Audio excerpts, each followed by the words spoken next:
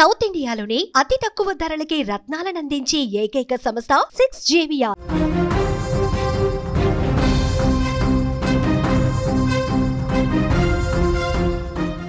Breaking news చూస్తున్నాం. హైదరాబాద్ చింతల్లో ఒక ఘరానా మోసం చోటు చేసుకున్నట్లుగా తెలుస్తోంది.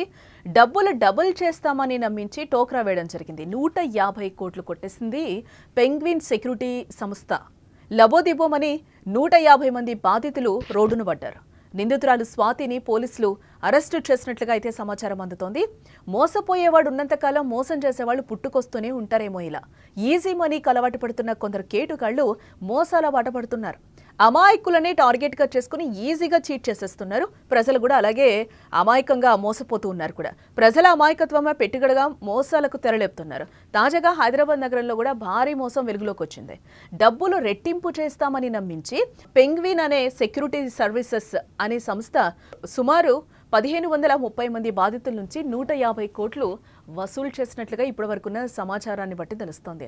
మహారాష్ట్రకు చెందిన వడైగర్ బాలాజీ, తండ్లే చౌదరి స్వాతి అనే ఇద్దరు నిందితులు హైదరాబాద్ చింతల్ పరిధిలోని సూర్యనగర్లోని రిడ్జ్ టవర్స్లో పెంగ్విన్ సెక్యూరిటీ సర్వీసెస్ అనే పేరుతో ప్రధాన కార్యాలయాన్ని వాళ్ళు ఏర్పాటు చేయడం జరిగింది. అయితే ఈ సంస్థలో గతంలో ఎల్బీ నగరు, అత్తాపూర్లో కూడా ఈ కార్యాలయాన్ని నిర్వహించినట్లుగా అయితే సమాచారం. మొత్తానికి నిందితులు అమాయకపు ప్రజలను ఆకర్షించడానికి 1,00,000 డిపాజిట్ చేస్తే 16 నెలల్లో 2 ఇస్తామని ప్రచారం చేసుకున్నారు. దీంతో ఎంతో మంది అమాయకులు వారి మాటలు నమ్మి వలలో పడ్డారు. ఇక్కడ మనం చూడొచ్చు, అంటే గతంలో కూడా చిట్స్ వేయించుకొని కూడా టోకరా పెట్టిన పరిస్థితులు మనకి కనిపించాయి. ఇలాంటివి కొన్ని సంస్థలు పుట్టుకొస్తే రూపాయికి 2 రూపాయలు ఇస్తామంటే ప్రజలు కూడా ఎలా నమ్మేసి డబ్బులు ఇస్తున్నారో కూడా తెలియని పరిస్థితి. అదే విధంగా మోసపోతున్నారు. మోసపోయిన తర్వాత పోలీసులను ఆశ్రయిస్తున్నారు. ఆశ్రయిస్తే ఏం ప్రయోజనం? ఆ డబ్బులైతే తిరిగి రావు కదా, మీరు దాచుకున్న సొమ్మంతా పోయినట్టే కదా. ఇలాగే కొంతమంది బాధితులు 50 లక్షల నుండి 1 కోటి వరకు డిపాజిట్ చేసినట్లుగా ఇప్పుడున్న ప్రస్తుతానికి ఉన్న సమాచారాన్ని బట్టి మనకు తెలుస్తుంది. అయితే ప్రారంభంలో కొందరు డిపాజిటర్లకైతే అధిక వడ్డీ చెల్లించారు.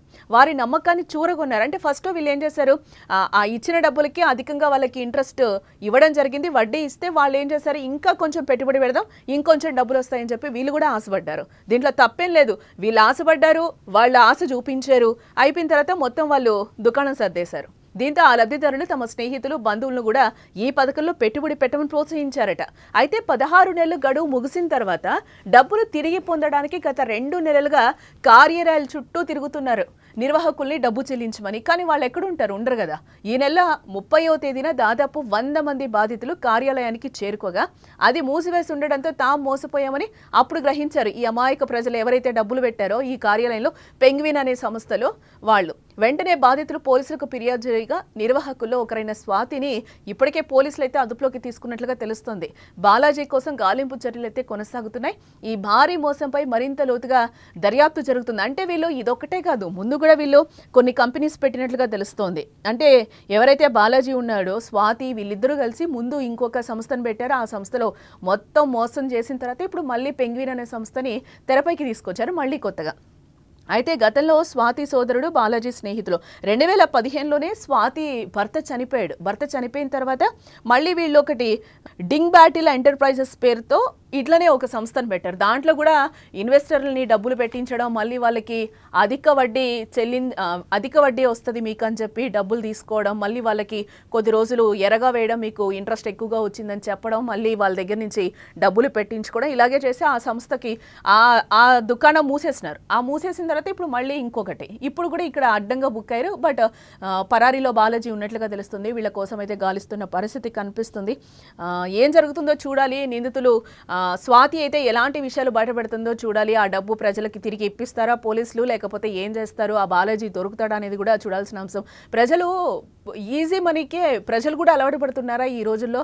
ఎందుకు మీరు కష్టపడి దాచుకున్న డబ్బుని ఈరోజు మళ్ళీ ఎవరికో ఇచ్చేసి ఏదో డబ్బులు తొందరగా వచ్చేస్తాయి, మనం పైకి ఎదిగిపోతామని అనుకుంటున్నారా? అలాంటివి ఏం జరగట్లేదు కదా. ఇలాంటివి మనం చూస్తూనే ఉన్నాం. న్యూస్ చూస్తున్నారు, పేపర్లో వస్తున్నాయి. సోషల్ మీడియా విపరీతంగా పెరిగిన తర్వాత కూడా ఇలాంటి న్యూస్లు మనకు వస్తూనే ఉన్నాయి కదా.